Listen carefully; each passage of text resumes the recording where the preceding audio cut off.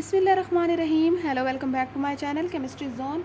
आज की हमारी इस वीडियो में हम डिस्कस कर रहे हैं isotope of carbon. Last video में हमारे पास कार्बन की और भी एग्जांपल्स थी, क्लोरीन वगैरह, हमारे पास यूरेनियम वगैरह। हमने ये सारी चीज़ें डिस्कस कर ली थी कि इनके कितने आइसोटोप्स हैं, हाइड्रोजन के भी।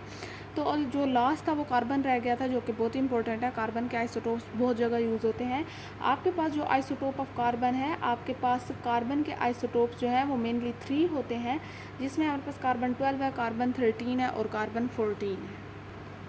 यहाँ पे देखें कि आपके पास आइसोटोप की डेफिनेशन भी लिखी हुई है कि आइसोटोप्स ऑफ एन एलिमेंट और atom of element that have different number of neutrons in their nuclear. आपके पास एक ही एलिमेंट है, उसके आप एटम्स ले लें, उनमें सिर्फ जो डिफरेंस आ रहा है वो नंबर ऑफ न्यूट्रॉन, या आप कह सकते हैं कि मास नंबर में जो है वो डिफरेंस आएगा। ठीक है जी। तो ये आइसोटोप हो गए। अब आइसोटोप में कार्बन के हम देखते हैं कि हमारे पास कार्बन के कितने आइसोटोप्स थे, 3 थे, और उनमें क्या क्या चीज़ जो है या क्या क्या प्रॉपर्टी है, क्या क्या उनकी खसूसियत है। ठीक है। यहाँ पे देखें, आपके पास जो पहला है वो कार्बन 12 है। ठीक है जी।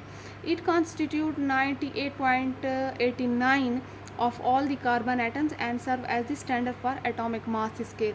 मीन्स कि आपके पास जो हमारे डेली लाइफ में यूज़ हो रहा है कार्बन, या हमारे पास जो जितना भी आपके पास कार्बन है उसमें 98 जो % है वो कार्बन 12 है। ठीक है जी। और साथ में ये as a standard atomic mass scale में भी काम करता है। एज अ स्टैंडर्ड हम लेते हैं कार्बन 12 को। ठीक है जी। अब कार्बन 13 की बारी है। कार्बन 13 आपके पास which is only magnetic isotope, making it very important for structural studies of compound containing carbon. आपके पास कार्बन 13 जो है उसका NMR वगैरह भी होता है, जो आपके पास क्या चीज़ में यूज़ होता है, स्पेक्ट्रोस्कोपी में यूज़ होता है, जो आपके पास स्ट्रक्चरल स्टडी करते हैं। आपने किसी कंपाउंड मॉलिक्यूल वगैरह इन चीज़ों का स्ट्रक्चर जो है वो देखना है, तो आपके पास कार्बन 13 को यूज़ करते हैं। ठीक है जी। यहाँ पे देखें, इसलिए मैग्नेटिक आइसोटोप इसे कहा जाता है।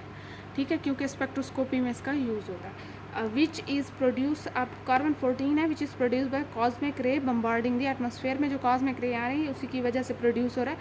It is radio active. सबसे इंपॉर्टेंट कार्बन 14 है, क्योंकि ये रेडियो एक्टिव है। आपको ये आगे अगर आपने चैप्टर पढ़ना है रेडियो एक्टिविटी वाला, कहीं भी आप पढ़ लें तो उसमें ये आपको नज़र आएगा। विद हाफ लाइफ अब इसकी इतनी है 5760। ठीक है, 5760 ईयर्स, साल जो है इसकी हाफ लाइफ है। The amount of carbon 14 remaining in historical artifacts can be use to estimate their as.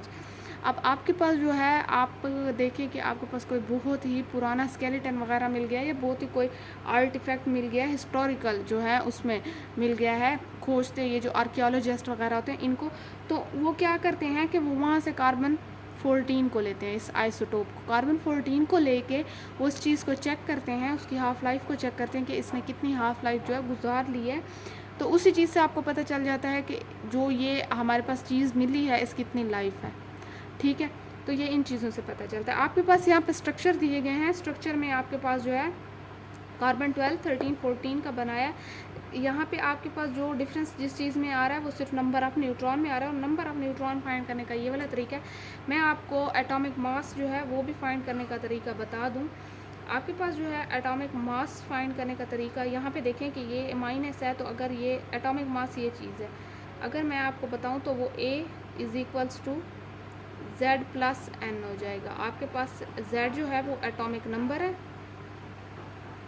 Means के आपके पास नंबर ऑफ़ प्रोटॉन है। ठीक है, नंबर ऑफ़ प्रोटॉन्स है, और ये आपके पास नंबर ऑफ़ न्यूट्रॉन है, और ये आपके पास एटॉमिक मास है। ठीक है, मैंने आपको नंबर ऑफ़ न्यूट्रॉन फाइंड करके बता दिया है, एटॉमिक मास आप खुद भी फाइंड कर सकते हैं।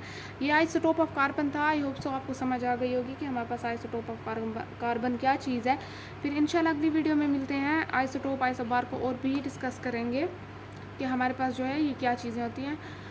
चलें जी, आपको अगर कोई भी चीज़ समझ नहीं आई आप कमेंट सेक्शन में मुझे बता सकते हैं। अब तक के लिए इतना काफ़ी है। अल्लाह हाफिज़।